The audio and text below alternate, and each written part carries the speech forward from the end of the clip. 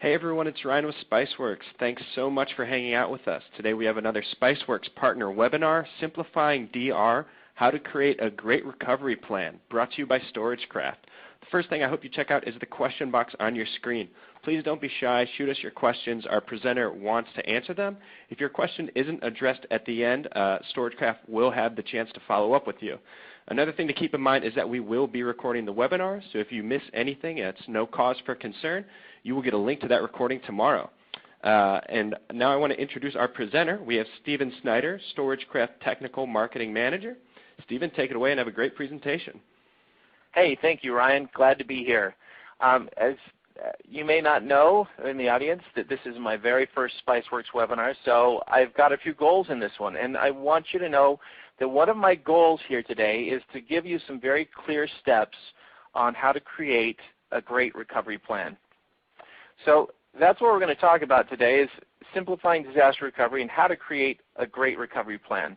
And I think that whether you're a small nonprofit, a large MSP, or a mid-sized enterprise, we all rely heavily on information technology. IT really is the lifeblood of modern business, and I would guess that everyone here in the audience today works hard to avoid business systems downtime. The problem is that disasters happen. So let's set the stage for our discussion here by starting out with a question. In your mind, what is a disaster? Think about it. In your line of business, whatever you do, what would a disaster mean to you? Well, a lot of times when we think of disasters and disaster recovery, most people automatically think of a natural disaster, something like a hurricane, a tornado, storm, flood, earthquake, fire, any of these really big dramatic events in our lives.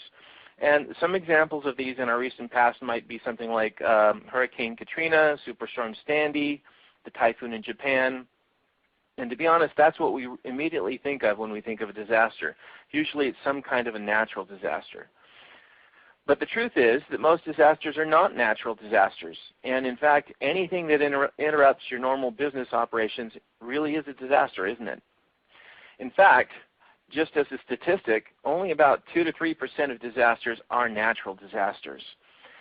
In fact, the majority of the disruptions to our business systems are much more common, and they happen much more frequently than we might suspect. So, when you think about disaster recovery, do you consider the following situations as disasters, or are they just inconvenient? Here's kind of some interplay here just to talk about some issues that we see typically in our everyday life. Hardware failure. A statistic on that is that roughly 42% of business disasters are hardware failure. And did you know that human error accounts for roughly 30% of these type of disasters? Also, we've got software error or corruption. A bug in a software or some kind of a conflict that might fit into software error or corruption. Of course, we do have issues that are a little more rare. Maybe 7% of the time we have a security breach, and maybe even 5% of the time theft accounts for some kind of an interruption to your normal business. So each of these can disrupt business, and during the rest of this webinar, I want to discuss the steps you can take to prepare for disasters, whether they're big or small, whatever form they take. So let's get started. A little bit about disaster recovery planning. A statistic here is that roughly 35% of people surveyed had a disaster recovery plan, and about 65% did not have a disaster recovery plan. Now, when I'm talking about a disaster recovery plan, I mean a complete plan, not just your backup software. As you'll see in the following slides, a comprehensive disaster recovery plan involves more than just a great backup software. Like this graph, we see that roughly only 35% of people have an actual disaster recovery plan, because that's more than just the backup software. But even out of those 35%, an even more disconcerting statistic is that only 28% of that 35% actually test their disaster recovery plan. 72%, roughly 3/4, are not testing their disaster recovery plan. So what good is your disaster recovery plan if you're not testing it regularly? I think that your disaster recovery plan should not be just some kind of a checkbox that you have to appease upper management. It should be something that's a real living document, something that changes when your infrastructure changes, and that is really a valuable tool to your business, to keeping things running smoothly and making sure that you have any kinds of situations accounted for. You plan ahead, basically. So the question now is, do you have a disaster recovery plan? And I'm going to go ahead and hand the time back over to Ryan at this point so that we can run a survey. All right, I'm going to run this survey, but before I do that, I think it's interesting. Robert gave us what his disaster is, so audience, feel free to submit what's your disaster. I'm sure StorageCraft would like to hear that via the question box. But let's get back to the poll. Do you have a disaster recovery plan? We have a couple options here. I hope everyone takes a few moments to check them out.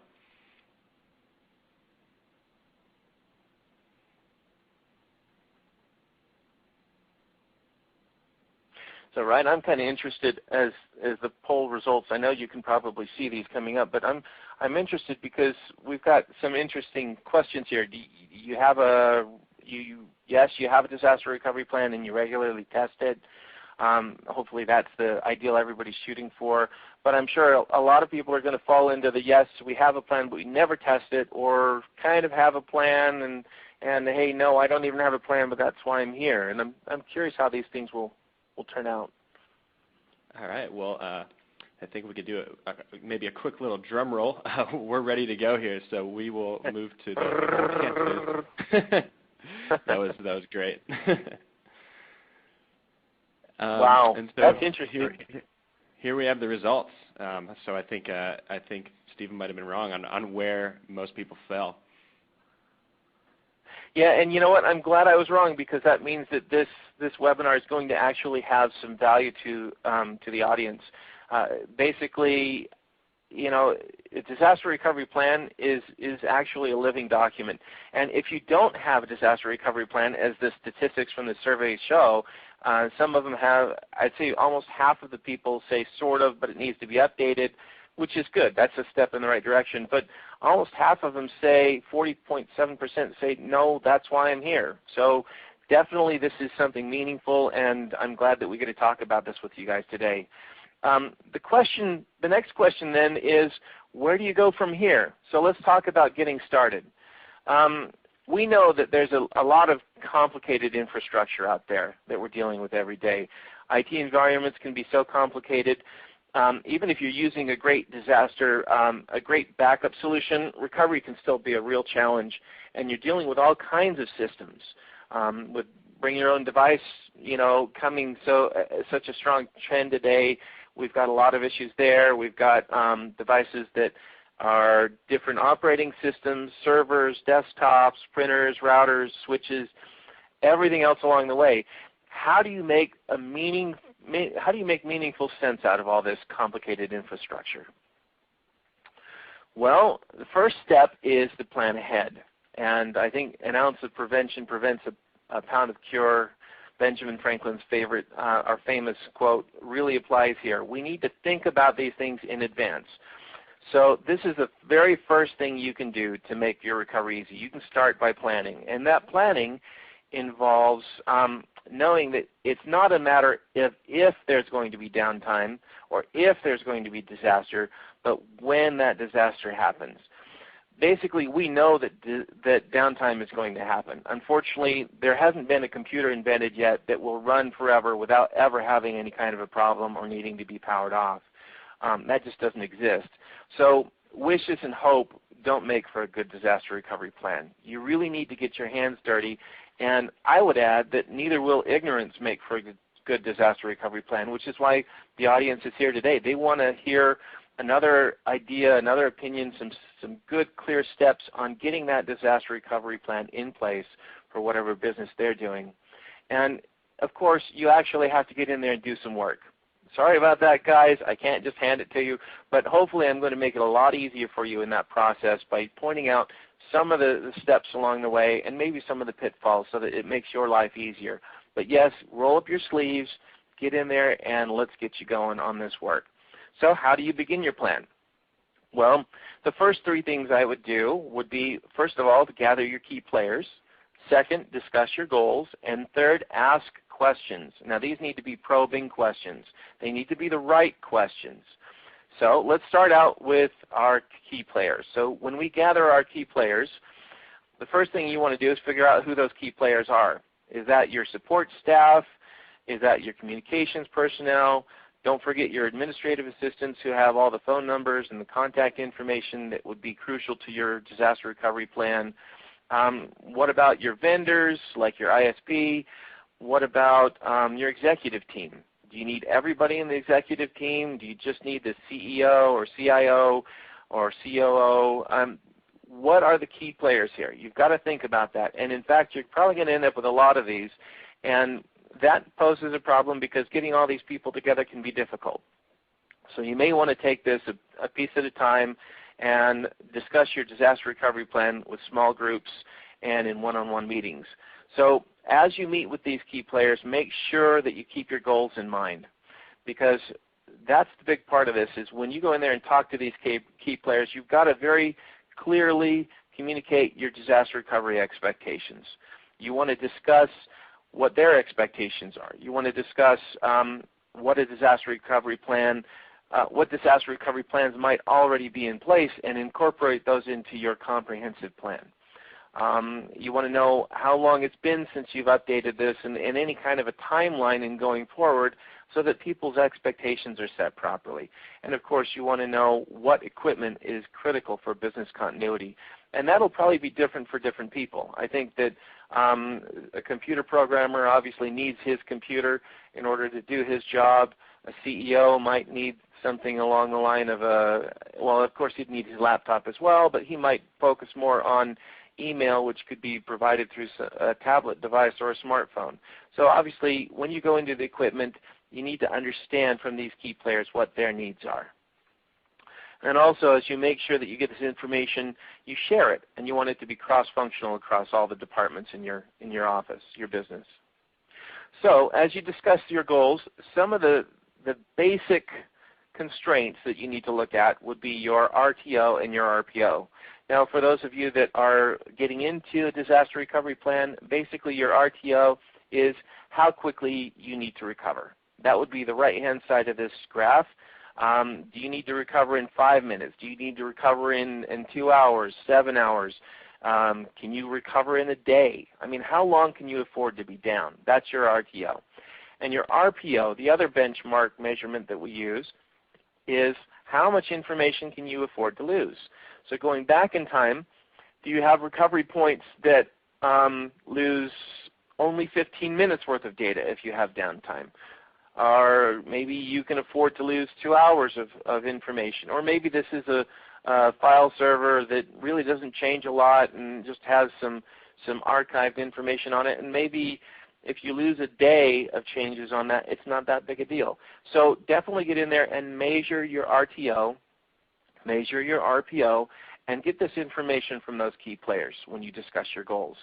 And of course, if you have RTOs and RPOs in place already, you may want to go ahead and see if you can improve upon those existing RTOs and RPOs, because these are the measures that you use when you define how your recovery plan is implemented. And they also lay the foundation of a great disaster recovery plan. So now we're getting into asking questions. Okay, we've talked about getting the key players involved. We've talked about some of the verbiage that we use commonly in disaster recovery planning, RTOs, RPOs. Now let's get into some more of the details here and ask some what-if questions.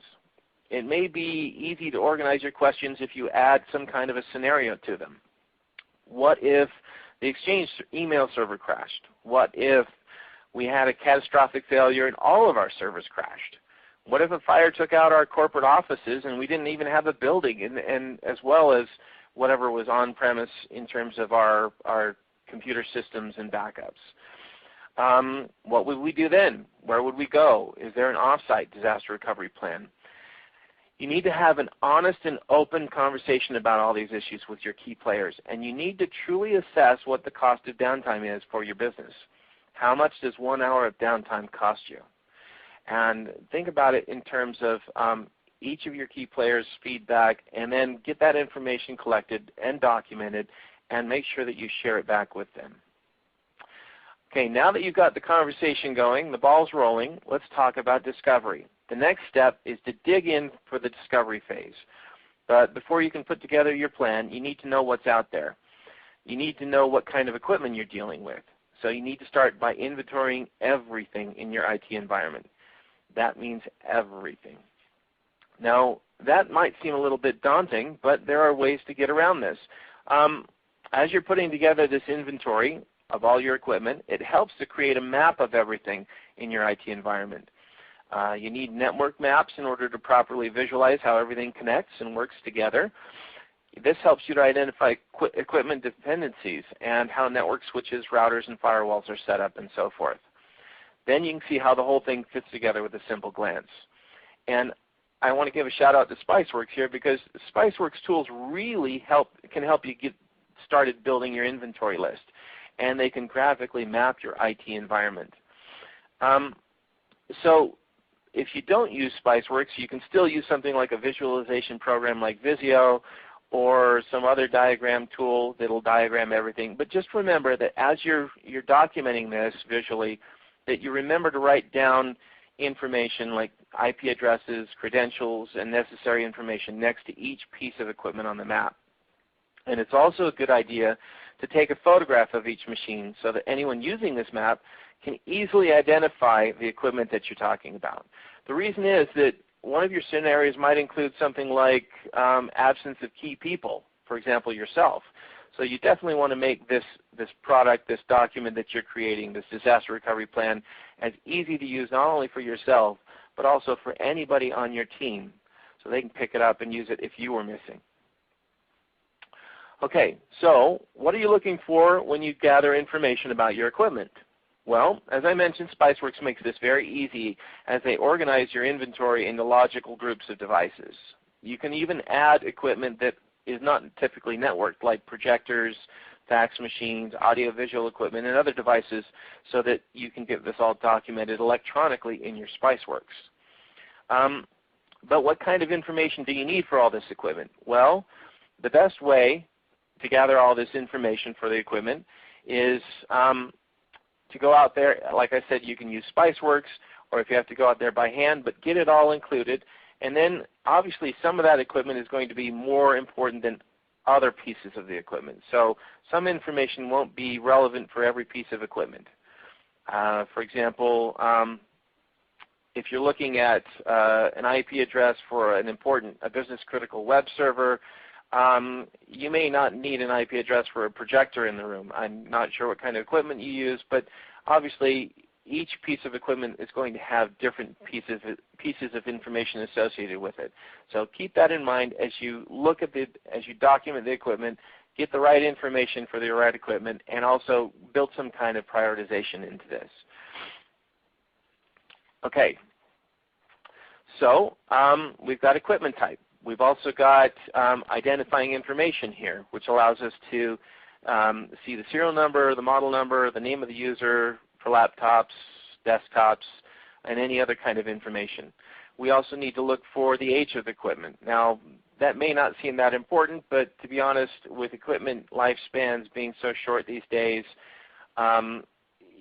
it's important to know if this is old equipment, because you may need to replace it at some point or find some type of similar replacement for it. So age of equipment does fit in there, and of course Spiceworks is nice because they track your purchase date information in your equipment, which makes it really easy. Like this, Ryan, I'm giving Spiceworks a lot of shout outs because I think it's a great tool. So I'm just kind of throwing that in there. Yeah, that's a really great thing to do. I encourage that throughout the presentation. In that case, let me throw out another thing. I like Spiceworks because it does auto discovery. You can get out there and you can actually run a scan of your network, and it'll go back and pull all the information back without some kind of an install. It just does a non-invasive scan, and it'll pull back all the information about your computers, your servers, your laptops, any software installed on them, the versions of the operating system, what type of operating system, a lot of this is really great configuration information. So definitely SpiceWorks is an awesome tool. I just want to throw that out. Okay, so warranty information, that's another thing. How about the contracts that are in place for each piece of equipment with your warranty providers? You may want to get phone numbers and contact information there. So warranty information is definitely important. Another thing might be the manufacturer.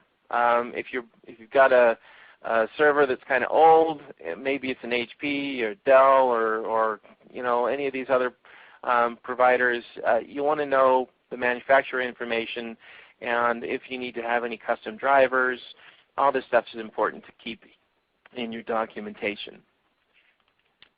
Backup configurations. I mentioned that earlier. That would be more for routers, servers, anything that's an intelligent device that contains information in the configuration which you would have a difficult time restoring from scratch.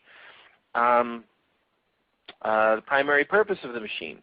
That's another thing too, because if you can include a description of the primary purpose of the device, then you can explain to people why this is important. That's obvious, of course, but you may also find a secondary purpose for the machine and see that, hey, if our Exchange server drops and our domain controller is still running and our file server is still running, maybe we can move our Exchange server over to the file server temporarily because it has some additional compute resources we can use.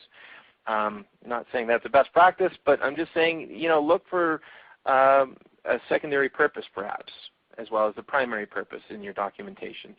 Of course, you'd want your IP addresses and your SSID numbers, and then finally any kind of software information about the versions and license numbers for the specific machines.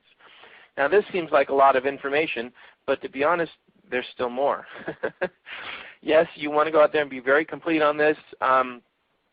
Initially, gather as much information as you can. That'll be my advice. Later on, you can filter this down to a point where you have what you need for your disaster recovery plan. But initially, go out there and gather everything. That includes admin rights and credentials for the different machines, how routers and switches are connected to each other, email and web host credentials, cloud computing credentials, CRM and CMS tools, the software tools and their credentials, any usernames, passwords, configurations, router port forwarding, internal and external IP addresses. By the way, guys, as Ryan mentioned, this is recorded, and we do have some additional information here in one of our ebooks you can download. I'll tell you about later. But basically, when you get all this information, find a secure way to record that. And I would underline secure on this, because if you're writing down credentials and information, admin rights and things like that, definitely put this in a secure location. And as I mentioned, I know this is a lot, but there's still more. Just another thing to consider, don't forget about your service providers and your vendors. You want to make sure that if you've got a telephone provider or an internet service provider, or somebody's registering your domain, or they're a DNS provider for you, that you have contact information for this. You want to make sure that you've got the telephone number of and accounts, account numbers, any of this information that goes along with these providers, so that in the event of a disaster, you can contact them and get the ball rolling. And spell this out in your disaster recovery plan. Say, hey, this is the contact, this is the phone number, this is how we interact with them, this is their SLA with us, any of that relevant information to make your life easier in the event of a disaster and anybody else that's working with you. Oh, and of course the power company and some of the generic things like that handle your, maybe if you're leasing space in an office, the business management have their information there as well. But all this information, get it, collect it, and then we'll go through filtering it and including it in a very comprehensive disaster recovery plan. Basically, we want to document everything. Write everything down. Don't skimp on the details. The depth of evaluation may seem daunting right now, but you know what? If you take a little extra time today, at the beginning, you're going to save a ton of time and money in the long run. Now, you've probably been documenting this digitally. So let me just point out that when we're going through this documentation, it may seem excessive, but you do need to print copies of everything. Your inventory list, your IT infrastructure map, your equipment information, everything. We had a customer that told us an interesting story about how they had this great disaster recovery plan, and the documentation was saved on their server, and they had a power outage. And of course, now they can't get to that great disaster recovery plan. So make sure that you get everything not only documented physically, but also documented, or not only documented digitally, but also documented physically is what I meant to say. And again, one more shout out to Spiceworks. I just think they're great, but they can help you here because they have some pre-made report templates. For example, the configuration summary template that comes with Spiceworks gives you all the information about all the computers on in your Spiceworks account. And then of course Spiceworks has this awesome community which you can go to where people share reports that they use. So the idea is make this disaster recovery plan meaningful. Make it easy to use, something that you're willing to use almost every day that you need to. That way you will use it. Okay, now after you've got all this information documented, you've been putting this stuff together, you need to make sure that you step back for a moment, give yourself an honest grade of what you've done so far, and kind of go through an analysis process. And this analysis process includes looking at things with fresh eyes, maybe getting an outside opinion if you can, but you need to honestly assess whether you have any missing equipment or old equipment that needs to be upgraded, what systems equipment are so important that you can't live without them, which of the essential equipment can tolerate downtime and how much downtime. Maybe you have a different recovery time objective or recovery point objective for different systems. What are the dependencies? Can you live without a router or switch for this part of the office, but you can't live without it for the other part? What systems are redundant?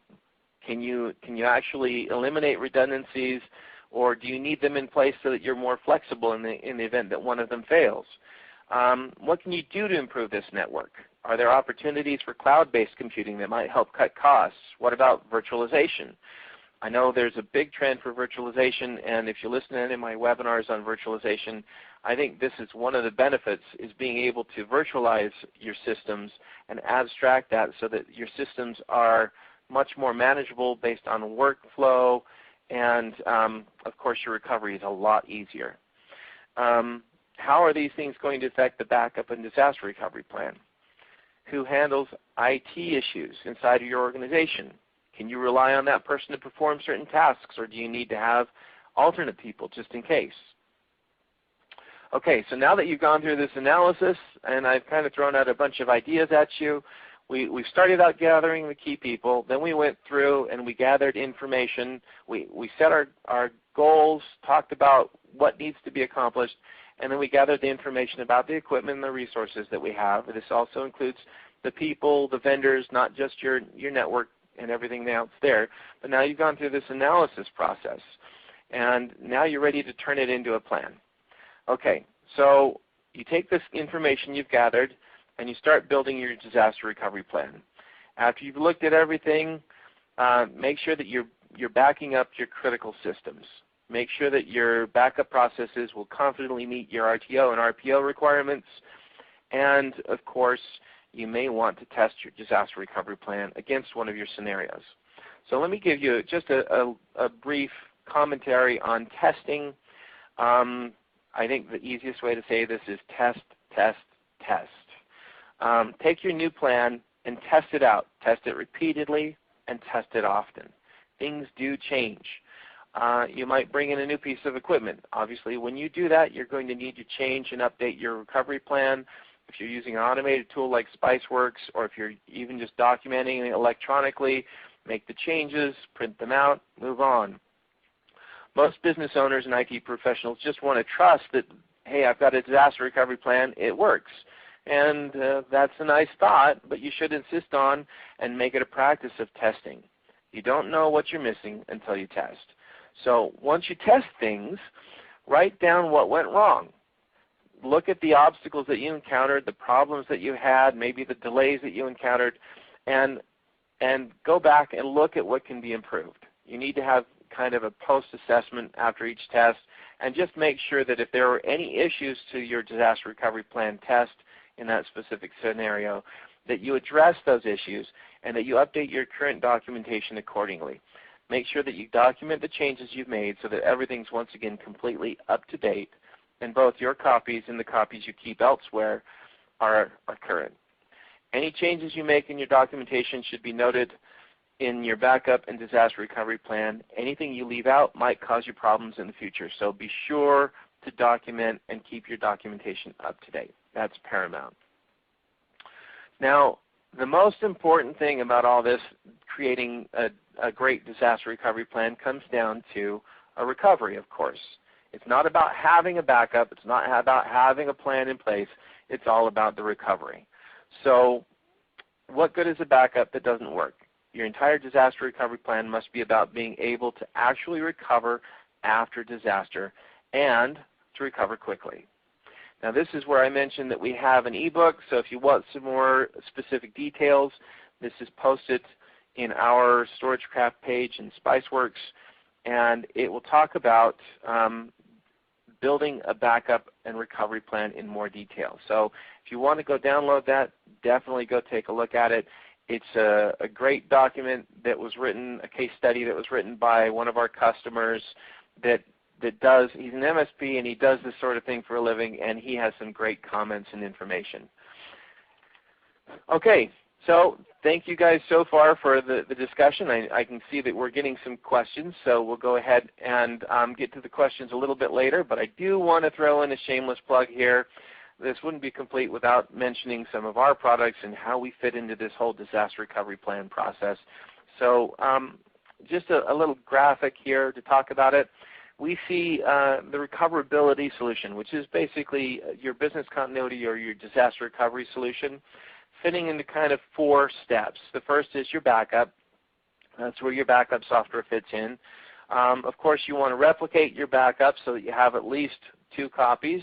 The more the better. It really depends on how much storage you have available or you can afford, but 1 copy is great, 2 copies is better, 3 copies better than that.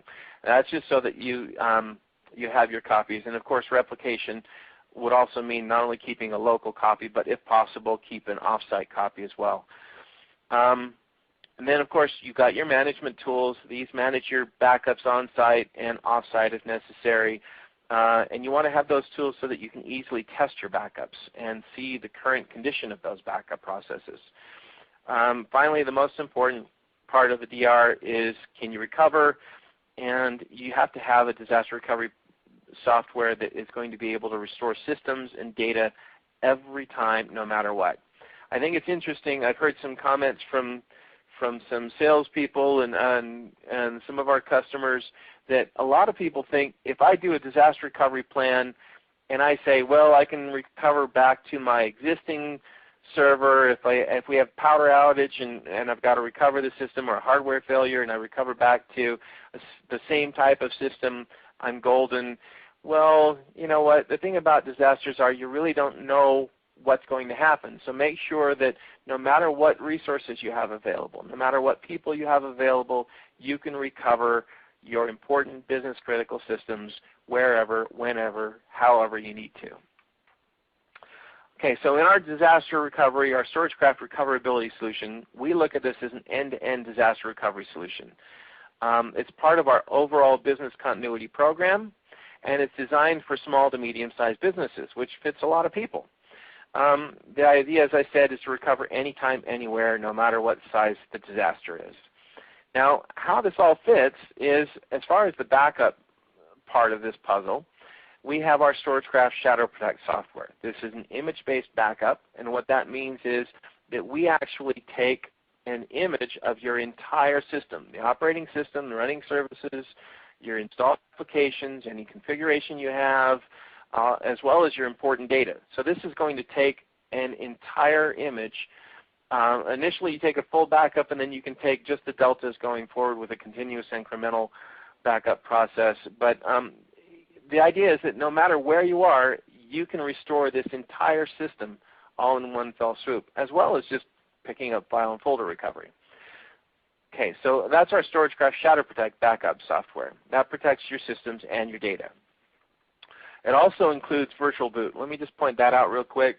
Our Shadow Protect software comes with Virtual Boot, which allows you to right-click on a backup image in a point in time and virtualize that as a VM so that if you need to, you can spin up a VM on a second machine in the event of a disaster. So our StorageCraft Shadow Protect is awesome. We also have our StorageCraft Image Manager. This allows you to do your replication. It also goes in there and automatically checks and then rechecks periodically your the integrity of your backup images. You wouldn't want to find out that you have that you took a good backup image, but at some point in the future that file was corrupted and now you can't use it. So definitely this goes in there and it allows you an automated process to manage your backups and replicate those off-site, visually see the processes. It also integrates with our cloud services. So Image Manager will replicate that off-site to our cloud. Now, Image Manager can replicate this to your own co-location or your own cloud host if you wanted to. But the nice thing about our StorageCraft cloud services is that we're more than just archival. We actually have the ability to it's a self-service portal, so let me rephrase this. You actually have the ability to go in there and to create a VPN and assign public IP addresses and then replicate your local on-premise systems up to our cloud, and in the event of a disaster, an on-premise, on-site disaster that wipes out your local environment, you can actually spin up these backups in our cloud in seconds and have a virtual instance of your business critical systems running in our cloud. And this is free for 30 days per machine per year. So if you want any kind of a solid insurance, our cloud service is awesome. Okay, now I mentioned our StorageCraft Image Manager. This handles your images. It also allows you to test backups. We've got Head Start Restore as part of our Image Manager, which allows you to lay down on either a virtual or physical volume your backups as a failover device. We also have our StorageCraft Shadow Control CMD, which is our remote monitoring system. And this allows you to have kind of a single pane of glass to just see where you are in your entire backup and recovery solution. And of course, as far as recovery goes, all of these pieces work well together. The Shadow Protect, Image Manager, Cloud Services, and our award-winning Granular Recovery for Exchange software, these all work to allow you to easily recover wherever you want, however you want. Okay, so at this point, I will push this slide that says to download the free ebook from the StorageCraft vendor page at Spiceworks, Making IT Disaster Recovery Easy. As I mentioned, this was written by one of our customers, and they really have some great comments in there, real-life examples, and some more specifics about what we've talked about today. But I know that we've got a bunch of good questions out there. I just wanted to recap quickly. What I've talked about today is steps in creating a great disaster recovery plan. You start out with your key players. You gather your information. That includes your equipment, and document everything and get all this stuff into a comprehensive plan. Give yourself an analysis, an honest grade of how well you've done, where you can look for improvements. And then, of course, you want to go out there and test this information, because you want to make sure that whatever scenarios you're up against, you test to make sure that your disaster recovery plan works in those scenarios. And then, as I said, if you find any issues, go back, update your disaster recovery plan, make it a living document, one that you're willing to use every day. And please follow us in Spiceworks. We have a strong presence in Spiceworks. We're proud of the people that are following us and that we communicate with. Everybody that's out there, we're glad for the support. And to be honest, we've only been in Spiceworks for a short amount of time, so I'm especially grateful for all of the comments and the feedback that we get, and we really take it to heart. If you have good, constructive suggestions, I'm glad to run them over to our product management team and make sure that your questions and your concerns are answered. If you have issues that you need to address, things about your environment, feel free to PM me, or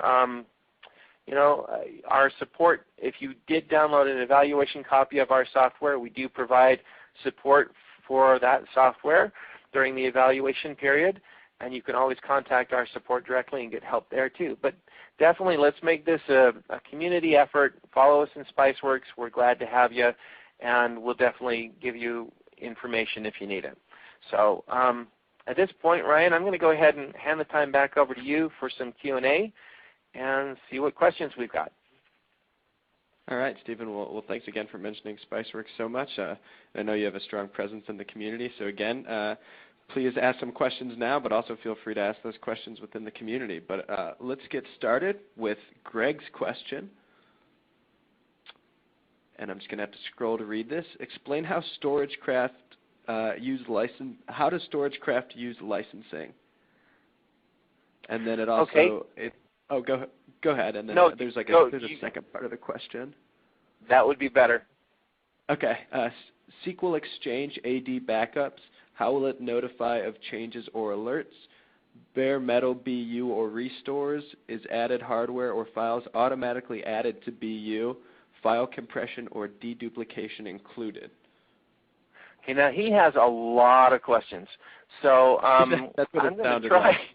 Yeah, I'm going to try and answer this in a top-level view as best I can, and then I will also send him a response by email so we can answer some of his questions there too. But basically, starting off with his question about licensing, StorageCraft licenses by the machine.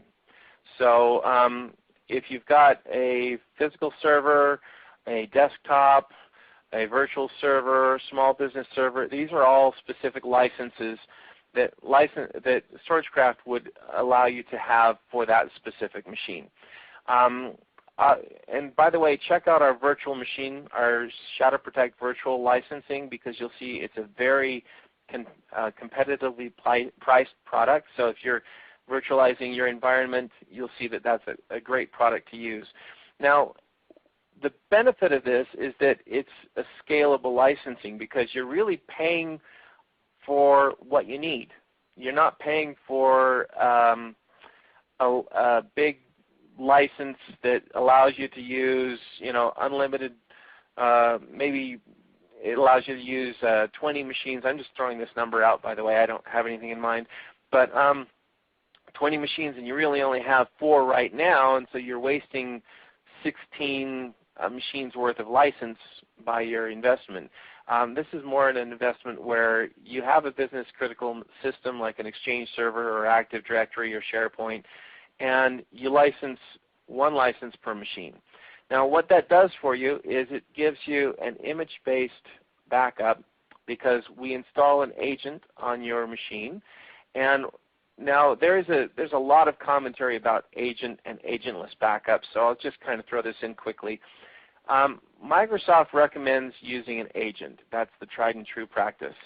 But it's easier and more convenient to use an agentless solution in a lot of cases if you're rolling out machines all the time. The reason that we go with an agent-based solution is we're all about reliable backups. And we're actually a Microsoft Gold partner, and we've actually written our own VSS provider. So not a lot of vendors do that. But what that means to you is that when we go in there and we install this small agent, we're positioning ourselves as a very stable backup for your Active Directory, domain controller, or your Exchange server, or whatever it might be, because this system is looking at your hard drive, your volume, your operating system all the time, instead of injecting itself in at the point of the backup and then uninstalling itself after the backup, and during the backup having to traverse the file system to build that snapshot. We're actually there seeing everything in real time, low impact, and getting a comprehensive backup that is very fast and in this case very reliable because we use VSS And if that fails, we roll over to use the DLLs that VSS calls. And if that fails, we roll over to use our Shadow Protect agent, our driver, that is our provider, our VSS provider, to actually take a snapshot. And if that fails, then of course we can rely on a crash consistent backup. But the whole idea is that we look for a reliable backup so that your data is backed up fast and reliably no matter what. So when it comes to your Active Directory or your Exchange or your SQL Server, we're going to provide you with a very fast and reliable backup that works and works every time.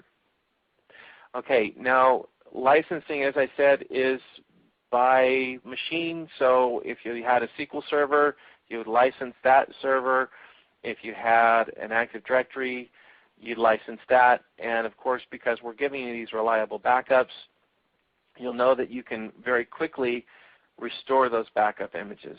Now, the question he had, I think, mentioned bare metal backups or restores. We include a hardware-independent restore technology in our software.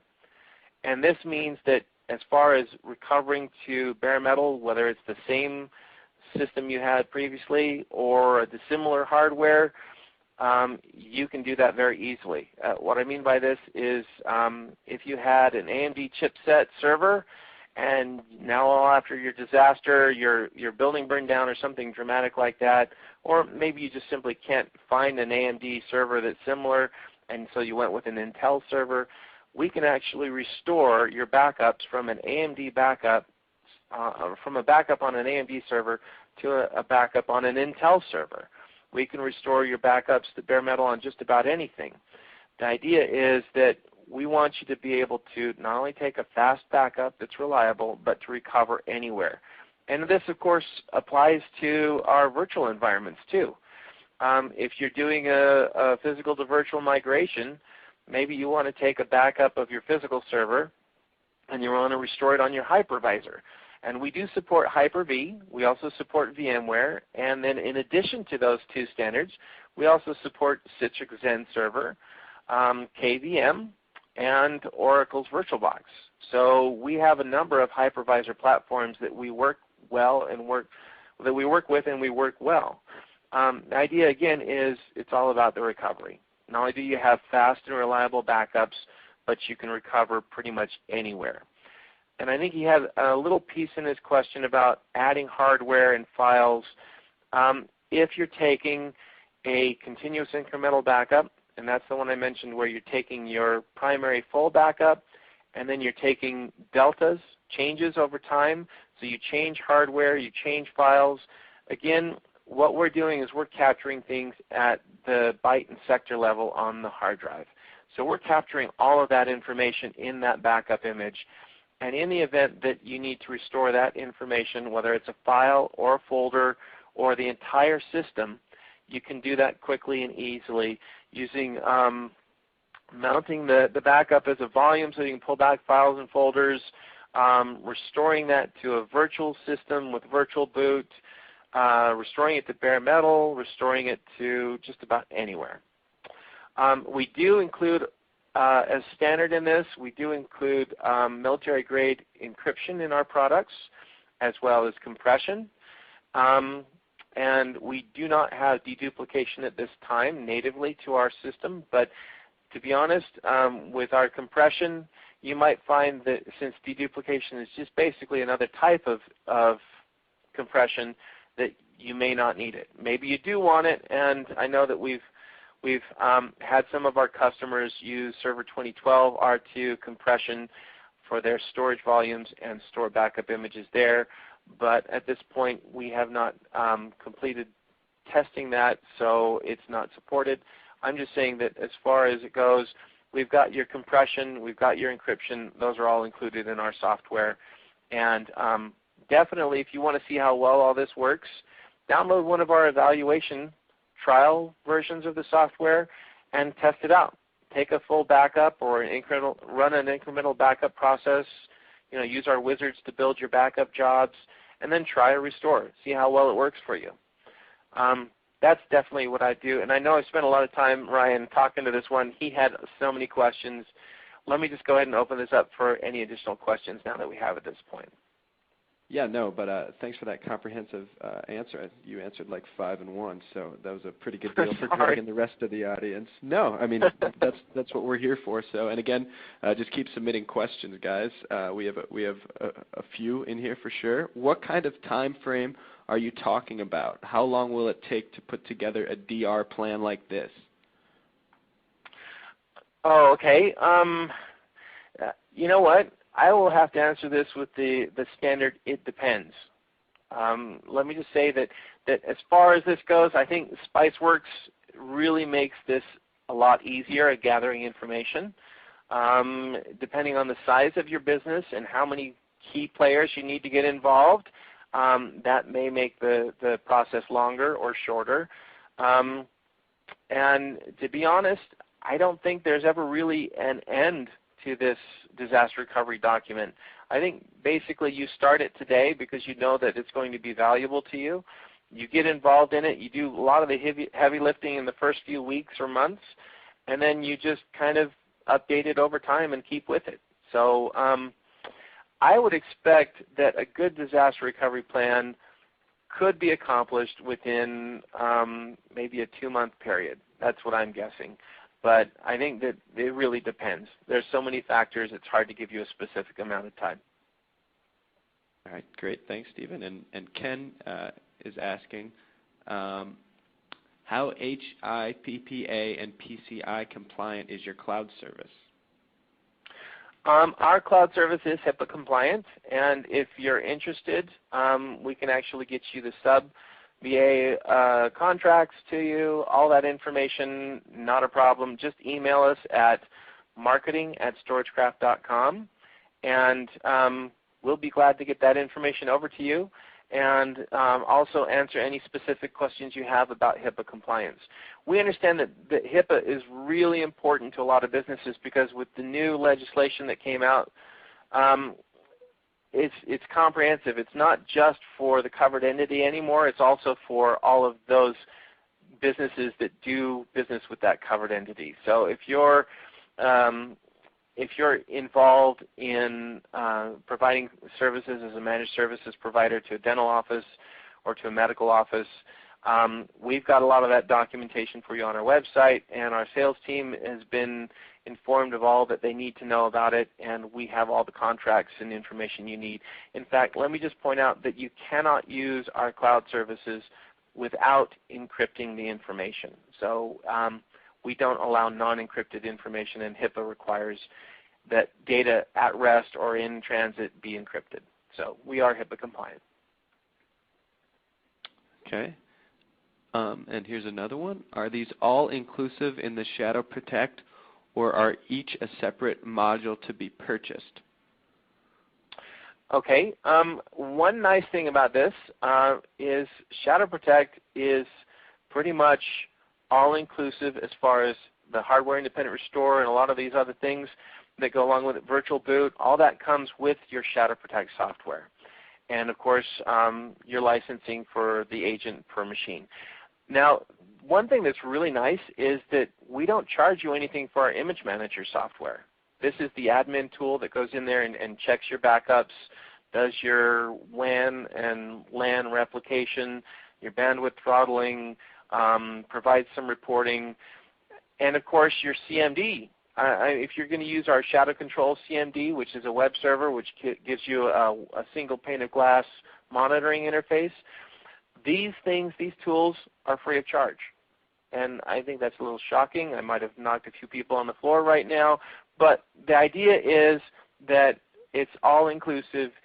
We give you the right tools to make sure that you have what you need in your environment. We really want to see you be successful. As far as our licensing goes, you'll want to look at the Shadow Protect licensing.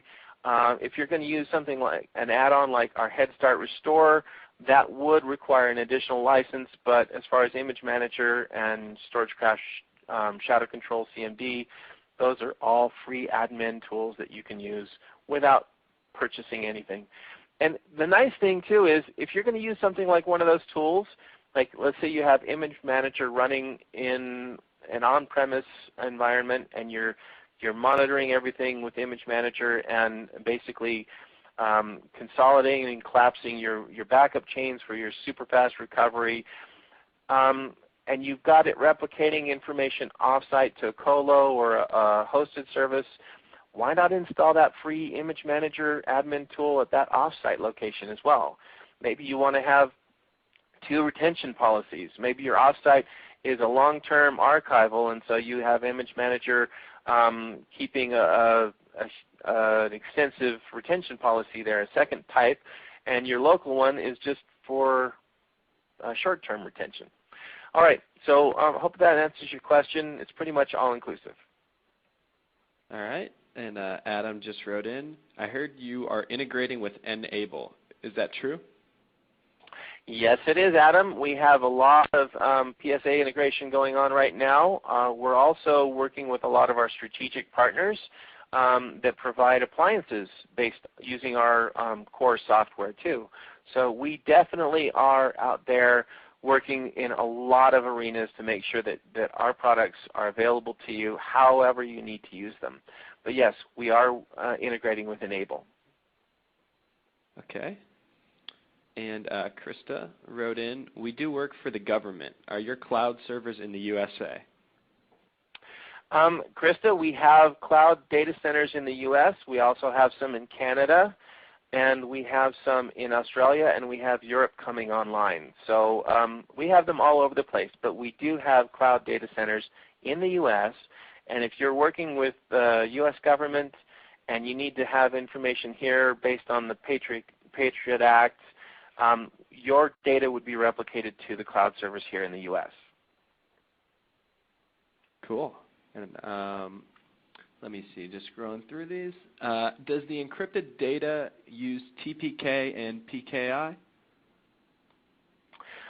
Yeah, we do have public keys that you can, or private keys that you can use in our encryption.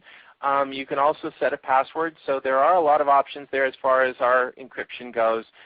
But one thing about our encryption, be sure that you know the password or the public key, because we don't have access to your data.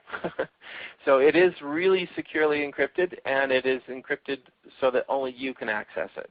The idea is that we're giving you the tool, we give you the ability to integrate with a PKI or with your own password. You can do whatever you need to, and then you can encrypt that so that you have access to it, nobody else can see it.